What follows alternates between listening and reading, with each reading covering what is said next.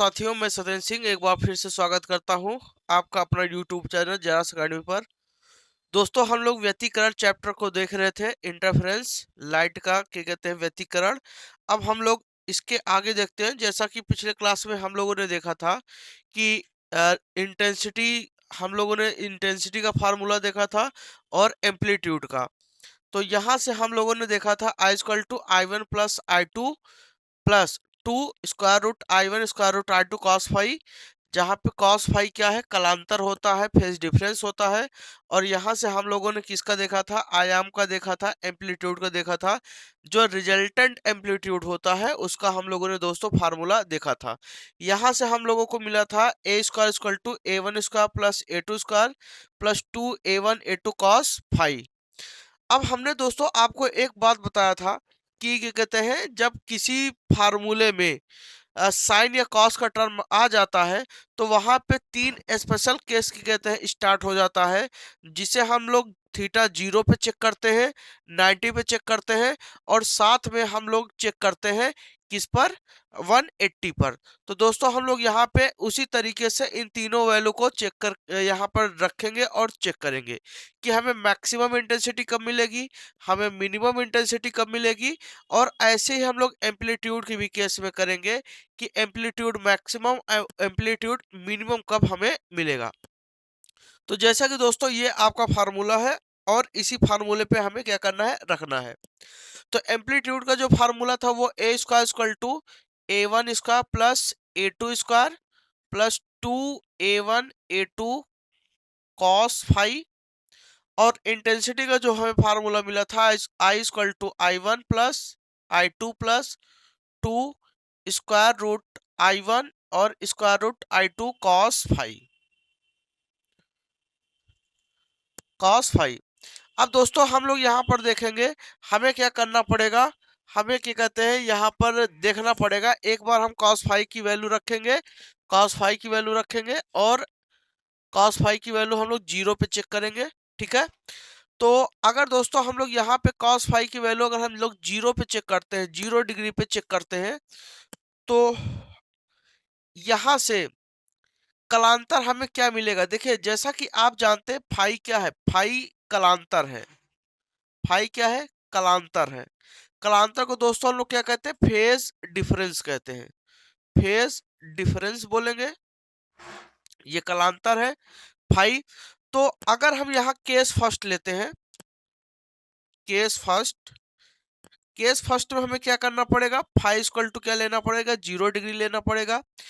इसका मतलब कि हम लिख सकते हैं जब दोनों तरंगों का कलांतर क्या हो, 0 डिग्री हो। इसका मतलब 0 डिग्री होने का मतलब क्या है कि दो के दोनों समान कला में चल रहे हो। ठीक है ना, तो दो के दोनों का कलांतर अगर यहाँ पे 0 है तो इसका मतलब दो के दोनों समान कला में चल रहे हैं। तो हम यहाँ पर लिखेंगे कि जब दोनों तरंगे जब दोनों तरंगे समान कला में हो,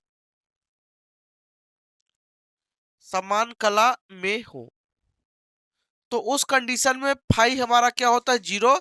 समान कला का मतलब दोस्तों होता है सेम फेज में, सेम फेज। इसका मतलब सेम फेज का मतलब क्या है कि जब दोनों तरंगे एक साथ चले, जब उसका क्रस्ट बने तब अगले का भी क्रस्ट बने, जब उसका ट्रफ बने तो अगले का भी ट्रफ बने। तो जैसा कि हम यहाँ पर दिखाते हैं कि मान लीजिए ये है, तो यहां से ये आपका ऐसे चला, तो इसी के साथ एक और वेव चला है, ये ऐसे। तो देखिए, एक वेव आपका ये ब्लू वाला और एक क्या कहते हैं वेव आपका ब्लैक वाला, दो के दोनों चल रहे हैं। जब उसका ब्लू वाले का क्या कहते हैं क्रस्ट बना है, तब उसका भी क्रस्ट बना है, जब उसका ट्रफ बना है तो उसका भी ट्रफ बना है। तो दो के दोनों क्या है, समान कला में है। अगर दोस्तों दो के दोनों समान कला में है तो हम यहाँ पर बात करेंगे कि दो के दोनों किस फेज में है, सेम फेज में है। दो के दोनों दोस्तों सेम फेज में है। अब यहां पर बात करेंगे दो के दोनों अगर सेम फेज में है दोस्तों, तो इनका रिजल्टेंट एम्पलीट्यूड क्या होगा। तो दोस्तों आइए देखते हैं इनका रिजल्टेंट एम्पलीट्यूड क्या होगा। तो वैल्यू को रखते हैं, A square equal to A1 square plus A2 square plus 2A1 A2 cos 5, five की वैल्यू यहाँ क्या हो जाएगी 0। तो अगर हम यहाँ पर रखते हैं तो A² क्या हो जाएगा दोस्तों, A1 square plus A2 square plus 2A1 A2 और cos 0 का जो दोस्तों मान होता है वो कितना होता है, 1 होता है। तो यहां से हम लेंगे A² A1 square plus A2 square plus 2A1 A2। अगर इस फार्मूले को दोस्तों हम ध्यान से देखें तो ये क्या आपका A² plus B² plus 2AB का फार्मूला बन रहा है। तो हम इसको लिख सकते हैं A² A1 प्लस A2 का होल स्क्वायर। अगर यहां से हम इनका स्क्वायर कैंसिल कर सकते हैं तो A आपका आ गया A1 प्लस A2। और यही क्या है दोस्तों, यही हमारा क्या है, मैक्सिमम एम्पलीट्यूड है। क्या है, मैक्सिमम एम्पलीट्यूड, मैक्सिमम एम्पलीट्यूड। तो हमें अधिकतम आयाम दोस्तों कब मिलेगा, हमें अधिकतम आयाम तब मिलेगा जब दो के दोनों तरंगे समान कला में होंगी। जब दो के दोनों तरंगे समान कला में दोस्तों होंगी तो उनके द्वारा हमें हमेशा अधिकतम आयाम मिलेगा A A1 प्लस A2। तो यहां से हम दोस्तों फार्मूला क्या रख सकते हैं, यहां से दोस्तों हम फार्मूला रख सकते हैं A मैक्सिमम, हम लिख सकते हैं A मैक्सिमम। तो हमें अधिकतम आयाम दोस्तों ये तब मिलेगा जब इनके बीच जो कलांतर है वो कितना रहे, आपका 0 डिग्री रहे तब। ठीक है दोस्तों। अब दोस्तों हम लोग बात करेंगे, ये तो इतना हो गया। अब हम लोग यहाँ बात करेंगे कि तीव्रता पर क्या होगा। तो तीव्रता देखिए दोस्तों, I = क्या है, I1 plus I2 plus 2 square root I1 square root I2 cos 5। अब फाई का मान यहाँ पे अगर हम रखें तो हम 0 रख सकते हैं,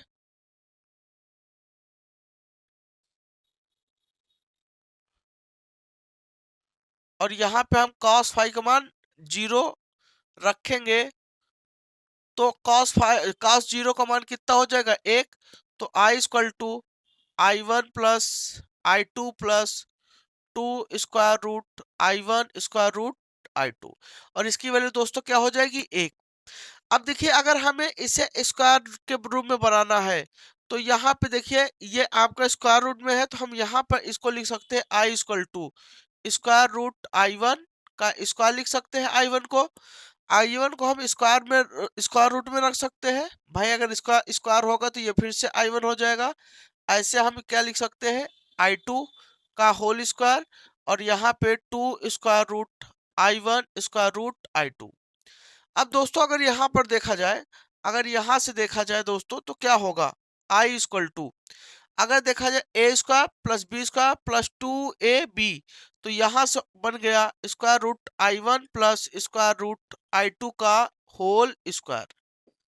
तो ये हमारा क्या बन गया, आपका मैक्सिमम इंटेंसिटी, मैक्सिमम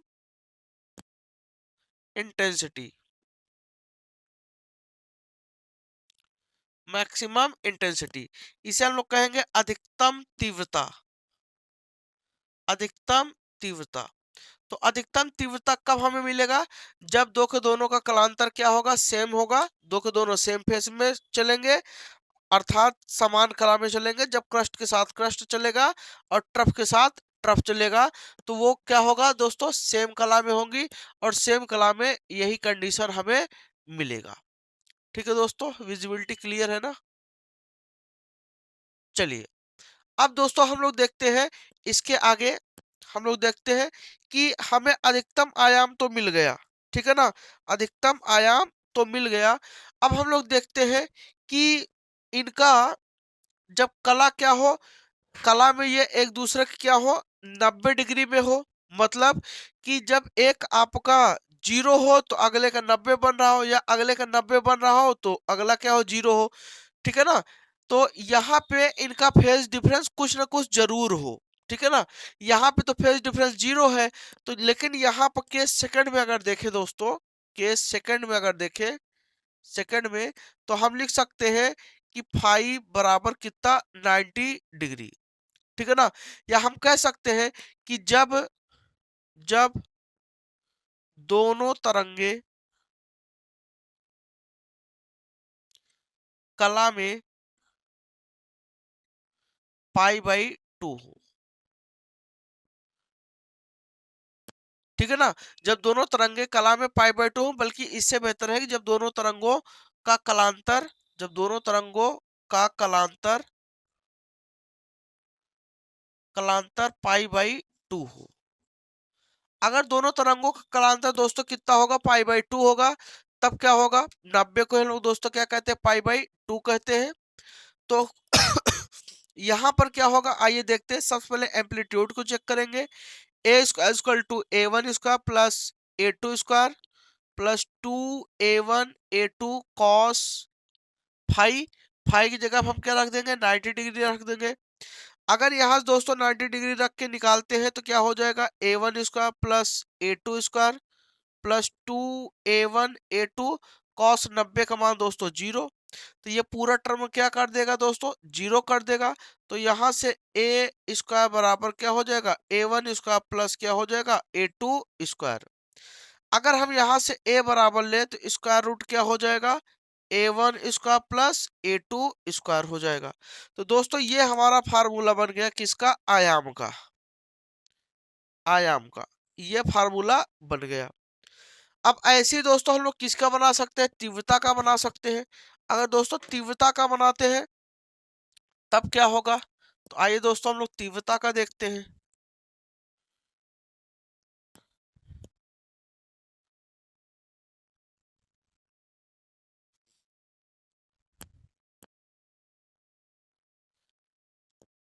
तीव्रता के लिए दोस्तों जो फार्मूला हमारा बना वो I इक्वल टू है I1 plus I2 plus 2 square root I1 square root I2 और यहाँ से cos फाई, और cos फाई का मान हम यहाँ पे 90 डिग्री रख देते हैं डायरेक्ट, ठीक है। तो I इक्वल टू आपका हो जाएगा I1 प्लस I2 प्लस, और यहाँ से आपका हो जाएगा, ध्यान दीजिएगा, यहाँ से अगर देखा जाए तो यहाँ से इसको हम काट देंगे तो क्या हो जाएगा, 2 स्क्वायर रूट I1 I2 और यहाँ cos 90 के बाद 0। तो ये वैल्यू क्या हो जाएगी, ओवरऑल 0 हो जाएगी। तो यहाँ से I equal to I1 plus क्या हो जाएगा, I2 हो जाएगा। तो ये हमारा क्या हो गया, I1 प्लस I2। तो ये वैल्यू यहाँ से, ये आयाम और ये तीव्रता, ठीक है दोस्तों। अब ऐसे ही हम लोग केस कौन सा देखेंगे, थर्ड देखेंगे। केस थर्ड अगर देखते हैं, केस थर्ड देखते हैं। केस थर्ड में फाई बराबर कितना हो, 180 डिग्री, या इसी को हम लोग क्या कहेंगे, पाई कहेंगे। तो हम कह सकते हैं कि जब दोनों तरंगों का कलांतर पाई हो, जब दोनों तरंगों का कलांतर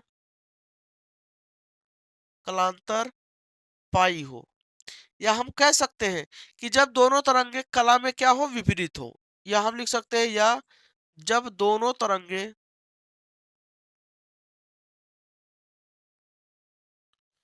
कला में विपरीत हो।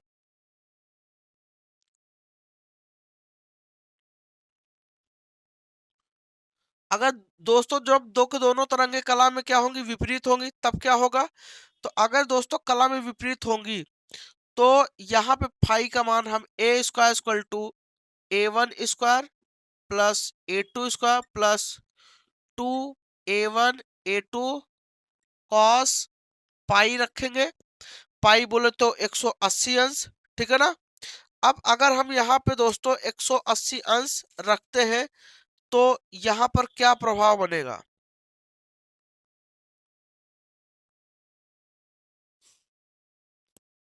आइए देखते हैं दोस्तों। तो यहाँ से बीच बीच में थोड़ा देखना पड़ता है ना, कट आउट तो नहीं गया है कोई चीज, तो इसीलिए आइए देखते हैं दोस्तों। यहाँ पर अगर देखें,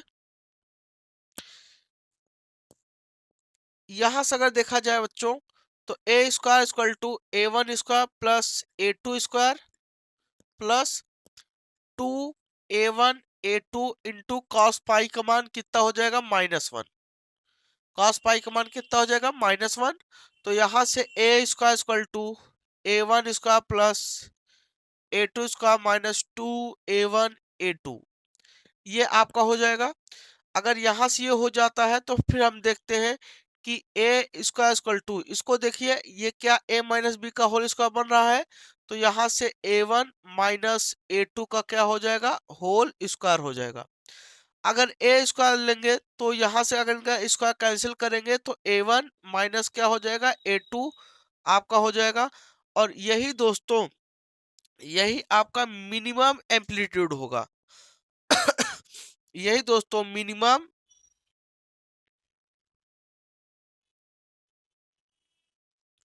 एम्पलीट्यूड, न्यूनतम आयाम, न्यूनतम आयाम। तो दोस्तों यहां से आप लोगों ने एक चीज देख लिया कि अधिकतम आयाम कब मिलेगा और न्यूनतम आयाम कब मिलेगा।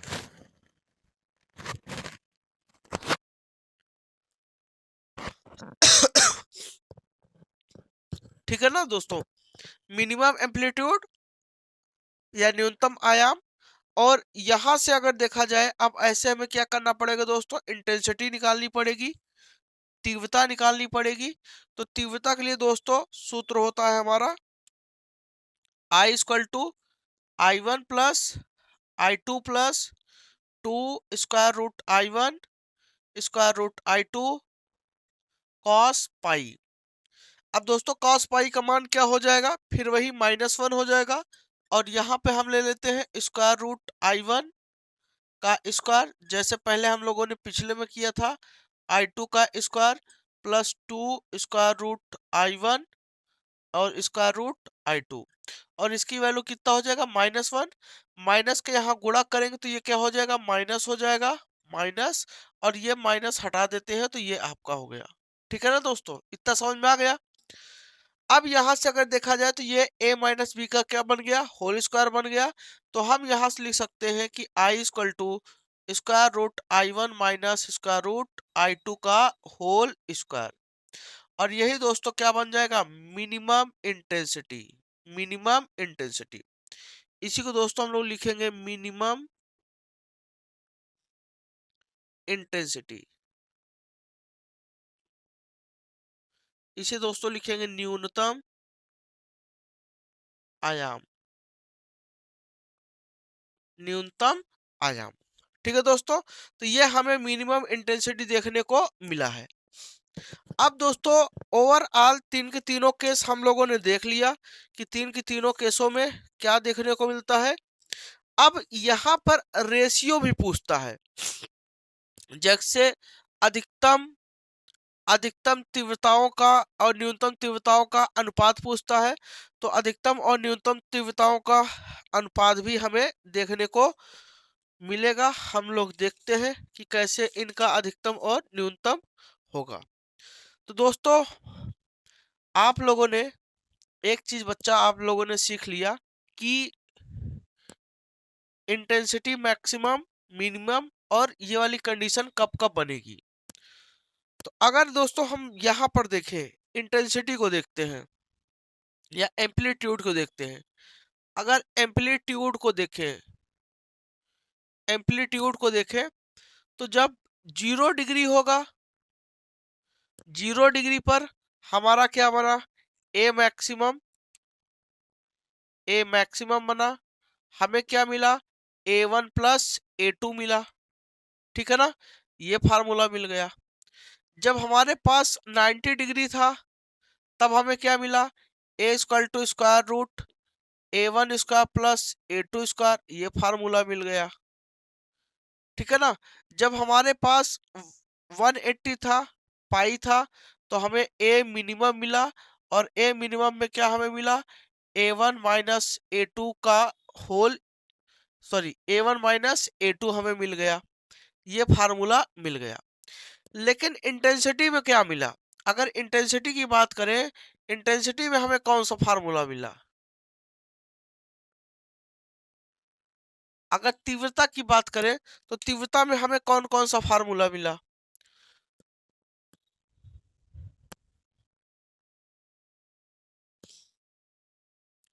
दोस्तों तीव्रता में हमें फार्मूला मिला आई मैक्सिमम, 0 पर हमें मिला I maximum square root I one plus square root I two का होल स्क्वायर।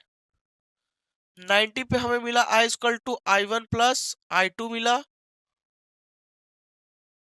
और हमें 180 पे मिला I minimum equal to square root I one minus square root I two का होल स्क्वायर। ये दोस्तों हम लोगों को फार्मूला मिला है। अब दोस्तों अगर ये फार्मूला मिला है तो हम देखते हैं आगे क्या होगा। अगर हम यहाँ दोस्तों देखते हैं सवाल जो इससे पूछा जाता है परीक्षा में, उसके आधार पर दोस्तों अगर देखें तो परीक्षा में जो सवाल क्वेश्चन करने का तरीका होता है दोस्तों, पूछता है कभी कभी अधिकतम आयामों का, अधिकतम तथा न्यूनतम आयामों का अनुपात ज्ञात कीजिए, या अधिकतम तीव्रताओं या न्यूनतम तीव्रताओं का अनुपात कितना होगा। तो अगर हम यहाँ पर कहें अधिकतम अधिकतम आयाम तथा न्यूनतम आयाम का अनुपात अनुपात तो आप दोस्तों जानते हैं अनुपात का मतलब बटा होता है। अधिकतम आयाम बोले तो ए मैक्स, न्यूनतम आयाम ए मिनिमम। अब ये ए वन प्लस ए टू, और ये दोस्तों ए वन माइनस ए टू, ये इनका क्या हो गया, अनुपात हो गया। अगर आप ऐसे भी लिख सकते हैं ए मैक्सिमम अनुपात A minimum equal to A one plus A two अनुपात A one minus A two. ठीक है ना। आप यहां ध्यान देंगे कि जब भी घटाएंगे तो जिसका आयाम ज्यादा रहेगा उस वाले में से अगले को घटा देंगे। ठीक है ना। जैसे a2 बड़ा है तो a2 में से क्या करेंगे, a1 को घटा देंगे। अगर a1 बड़ा है तो a1 में से a2 को आप घटाना। ठीक है ना। तो ये अधिकतम और न्यूनतम आयामों का क्या है, अनुपात। ऐसे दोस्तों हम लिख ले अधिकतम आयाम तथा न्यूनतम सॉरी अधिकतम तीव्रता तथा न्यूनतम तीव्रता का अनुपात। अधिकतम तीव्रता तथा न्यूनतम तीव्रता का अनुपात, तीव्रता का अनुपात। अधिकतम और न्यूनतम तीव्रता का अनुपात। तो दोस्तों हमें क्या करना पड़ेगा, आई मैक्सिमम बटे आई मिनिमम लेना पड़ेगा। आई मैक्सिमम का मान I one plus I two का होल स्क्वायर, और यहाँ पे square root I one minus I two का होल स्क्वायर। तो ये क्या हो गया दोस्तों, ये इनका क्या हो गया, अनुपात। अगर आप इसको और सही तरीके से लिखना चाहते हो तो आप लिख सकते हो आई मैक्स अनुपात I minimum equal to square root I one plus square root I two का होल स्क्वायर अनुपात, और यहाँ पे square root I one minus square root I two का होल स्क्वायर। तो ये अधिकतम और न्यूनतम तीव्रताओं का दोस्तों क्या हो गया, अनुपात हो गया। तो ये आपका दोस्तों ओवरऑल यहाँ तक सारी चीजें थी, और हमने यहाँ पे सारी चीजों को लगभग लगभग करा दिया है। ठीक है। तो उम्मीद करता हूँ आपको समझ में आया होगा। ठीक है ना। तो यहाँ से जो सवाल बनता है दोस्तों, अब इसी पे हमें क्या करना है, न्यूमेरिकल सॉल्व करना है। ठीक है ना दोस्तों। तो हमें क्या करना है, न्यूमेरिकल जो हमारा होगा इसी पे हम लोग क्या करेंगे, न्यूमेरिकल्स को सॉल्व करेंगे। उम्मीद करता हूँ ये आपको समझ में आया होगा, ये व्यतिकरण का एक पार्ट। अब हम लोग इसी चैप्टर में अगले वीडियो में हम लोग देखेंगे इसी पे आधारित न्यूमेरिकल, कि कैसे न्यूमेरिकल पूछा जाता है। और इसी चैप्टर में हम लोग अब आगे देखेंगे यंग का स्लिट एक्सपेरिमेंट, जहां से आपका जो डेरिवेशन आपके एग्जाम में आता है और देखने के लिए वहां पे बहुत इंपॉर्टेंट होता है, और अच्छा भी क्वेश्चन मिलता है वहां पे। वहां से ढेर सारे न्यूमेरिकल्स भी बनते हैं और न्यूमेरिकल देखने को मिलेंगे। अब आप किसी भी बोर्ड से हैं, चाहे बिहार बोर्ड हो, चाहे छत्तीसगढ़ बोर्ड हो, राजस्थान या यूपी बोर्ड या मध्य प्रदेश बोर्ड, किसी भी हिंदी माध्यम के बोर्ड से हैं, तो आप अगर अपने बुक से कोई भी क्वेश्चन आप उठाएंगे, परीक्षा में आए हुए सारे जो भी क्वेश्चन है, अगर इस पर आधारित आप उठाएंगे तो सारे के सारे क्वेश्चन आपसे बनने लगेंगे। ठीक है दोस्तों, तो मिलते हैं एक और वीडियो में। तब तक के लिए धन्यवाद। अगर आपको हमारा वीडियो अच्छा लगा है तो आप इसे जरूर लाइक करें, चैनल को सब्सक्राइब करें, अपने दोस्तों में वीडियो को शेयर करें, ज़्यादा से ज़्यादा अपने दोस्तों को बताएं, ज़्यादा से ज़्यादा लोग जुड़े और हमारे साथ परीक्षा की तैयारी करें। बहुत बहुत धन्यवाद दोस्तों।